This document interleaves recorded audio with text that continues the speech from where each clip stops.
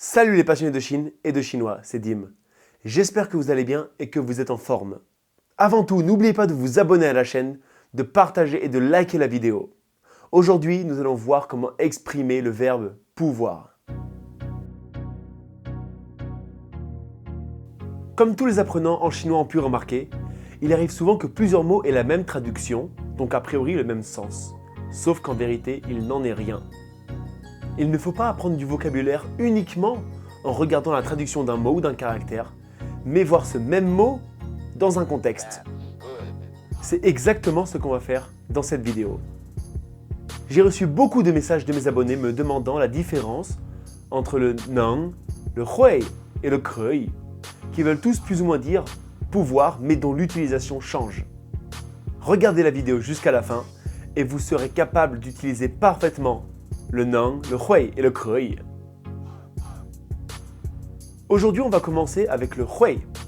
Alors, ce caractère hui a énormément d'autres significations dans d'autres contextes. Aujourd'hui, on va le voir comme pouvoir ou savoir dans le sens qu'on sait car on a appris une compétence. Exemple, ni hui shuo hanyu ma? Est-ce que tu sais, peux parler chinois? Et oui, nous étant non natifs, on doit apprendre le chinois. Donc on ne peut pas se réveiller un matin en connaissant le chinois, sachant le parler, l'écrire, ce n'est pas possible. On va donc utiliser le hui, car c'est quelque chose qu'on apprend ou qu'on a appris ou non. Un autre exemple, quelqu'un vous demande « Ni hui kai che ma ?» et on répond « Wo bu hui kai che ?» Donc, est-ce que tu sais conduire? Non, je ne sais pas conduire. Donc parce que peut-être je n'ai pas appris à conduire, ou alors je n'ai jamais passé de permis de conduire.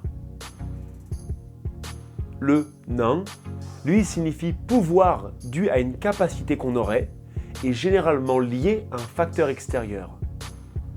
En exemple, on pourrait avoir «我刚刚喝8瓶啤酒，我不能开车。» Je viens de boire 8 bières, je ne peux pas conduire.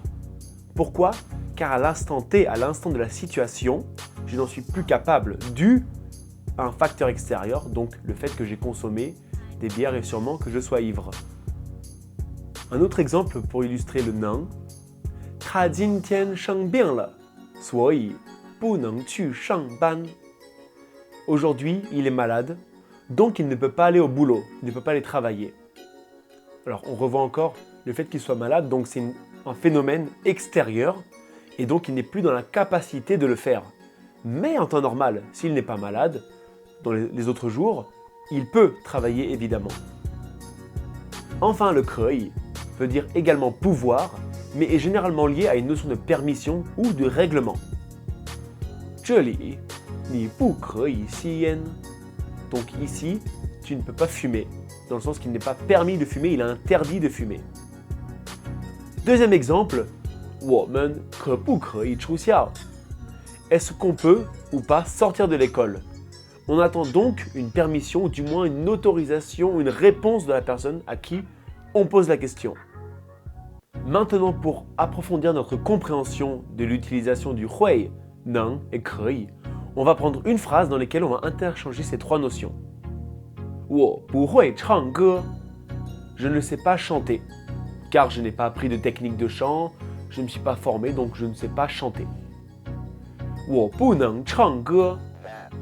Je ne peux pas chanter, car maintenant, à l'instant T, je n'ai pas la capacité, peut-être que j'ai mal à la gorge, donc je me sens pas capable de chanter. Et troisièmement, 我不可以唱歌. Je ne peux pas chanter, peut-être que je suis à la bibliothèque et je n'ai pas le droit de chanter évidemment, ou dans quelque lieu que ce soit pendant une réunion, et je n'ai pas le droit, je n'ai pas la permission de chanter. De nombreux autres exemples existent évidemment, mais le but aujourd'hui était de donner une explication simplifiée et claire pour pouvoir utiliser de manière correcte ces trois notions du hui, neng et krui. Mettez en commentaire vos propres phrases en utilisant le hui, le neng et le krui. Je regarde tous les commentaires et y réponds évidemment. Voilà, j'espère que cette vidéo vous a plu et qu'elle vous a aidé dans la compréhension de ces trois notions. N'oubliez pas de vous abonner et de lâcher un pouce bleu. Sur ce, à très vite dans une prochaine vidéo. 下次见!